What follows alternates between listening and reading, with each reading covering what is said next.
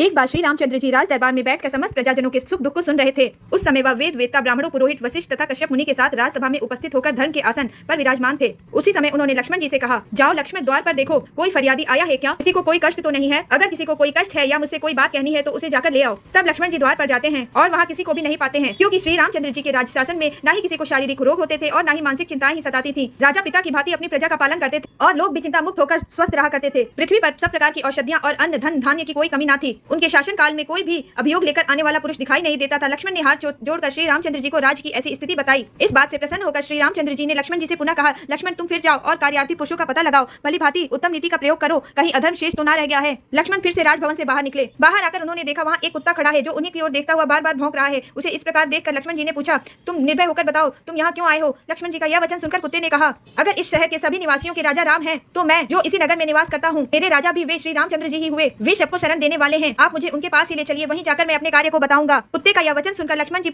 इसकी सूचना देने के लिए राजभवन में गए और श्री राम जी को यह बात बताई और बाहर आकर कुत्ते को श्री रामचंद्र जी के पास महल के अंदर चलने के लिए कहा और कहा, तुम वहीं चलकर अपनी फरियाद कर लेना। लक्ष्मण की यह बात सुनकर वह कुत्ता बोला, सुमित्रा नंदन, देवालय में, राजभवन में तथा ब्राह्मण के घर में अग्नि, इंद्र, सूर्य और वायु देवता सदा निवास करते हैं, अतः हम अधम योनियों के जीव स्वेच्छा से वहाँ जाने के योग्य नहीं है। मैं इस राजभवन में प्रवेश नहीं करूंगा, क्योंकि राजा राम धर्म के मूर्तिमान स्वरूप है और ईश्वर है। हे सुमित्रा नंदन लक्ष्मण जी, आप राजा राम से कहिए, अगर वे आज्ञा देंगे तो मैं इस महल में प्रवेश करूंगा। उनकी आज्ञा प्राप्त किए बिना मैं इस महल में प्रवेश नहीं कर सकता। यह सुनकर महातेजस्वी सुमित्रा नंदन लक्ष्मण जी ने राम जी से जाकर कहा, हे श्री रघुनाथ जी, मेरा यह निवेदन सुनिए। आपने जो आदेश दिया था उसके अनुसार मैंने बाहर जाकर कार्यार्थी को पुकारा। इस समय आपके द्वार पर एक कुत्ता खड़ा है जो कार्यार्थी होकर आया है। लक्ष्मण की बात सुनकर श्री राम ने कहा, यहाँ जो भी कार्यार्थी होकर खड़ा है उसे शीघ्र इस सभा के भीतर ले आओ। श्री राम का यह वचन सुनकर लक्ष्मण जी ने तुरंत उस कुत्ते को महल के भीतर बुलाया। कुत्ते को देखकर श्री रामचंद्र जी ने कहा, तुम्हें क्या फरियाद करनी है? तुम निर्भय होकर कहो, यहाँ तुम्हें किसी से कोई भय नहीं है। सबने देखा उस कुत्ते का मस्तक फटा हुआ था। उसने श्री रामचंद्र जी की तरफ देखकर कहा, राजा ही समस्त नागरिकों की रक्षा करने वाला नायक होता है। एक राजा ही कर्ता, रक्षक और प्रजा के पिता के समान होता है। वह संपूर्ण जगत को धारण करता है, इसलिए उसका नाम धर्म भी है। उसके पश्चात उसने कहा, प्रभु, सर्वार्थ सिद्ध नाम से एक प्रसिद्ध भिक्षु है जो ब्राह्मणों के घर में रहा करता है। उसने आज अकारण ही मुझ पर प्रहार किया है। मैंने उसका कोई अपराध नहीं किया था। कुत्ते की यह बात सुनकर श्री राम ने तत्काल एक द्वारपाल सर्वार्थ सिद्ध के यहाँ भेजा और उस भिक्षु ब्राह्मण को बुला लाने के लिए कहा। वहाँ आकर उस भिक्षु ने कहा,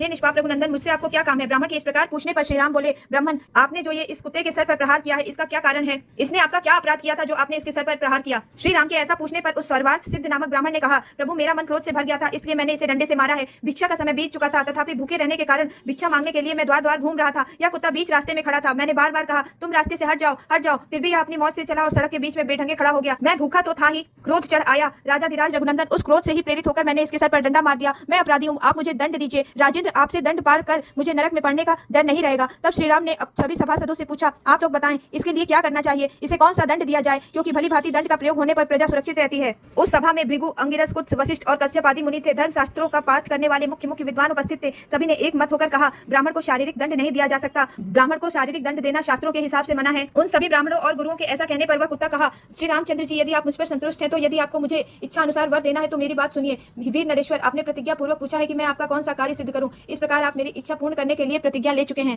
मैं कहता हूं, इस ब्राह्मण को कुलाधिपति महंत बना दीजिए। महाराज, आप इसे कालिंजर के मठ का मठाधीश बना दीजिए। उस कुत्ते की बात सुनकर श्री रामचंद्र जी ने उसका कालिंजर के मठाधीश पद पर नियुक्ति कर दी। इस प्रकार पूजित हुआ वह ब्राह्मण हाथी की पीठ पर बैठकर बहुत ही हर्ष के साथ वहां से चला गया। तब श्री रामचंद्र जी मुस्कुराते हुए बोले, हे महाराज, यह तो इसे वर दिया गया है, शाप या दंड नहीं। मंत्रियों के ऐसा कहने पर श्री राम ने कहा, किस कर्म का क्या परिणाम होता है अथवा उससे जीव की गति कैसी होती है, इस तत्व को तुम लोग नहीं जानते। ब्राह्मण को मठाधीश का पद क्यों दिया गया, इसका कारण यह कुत्ता जानता है।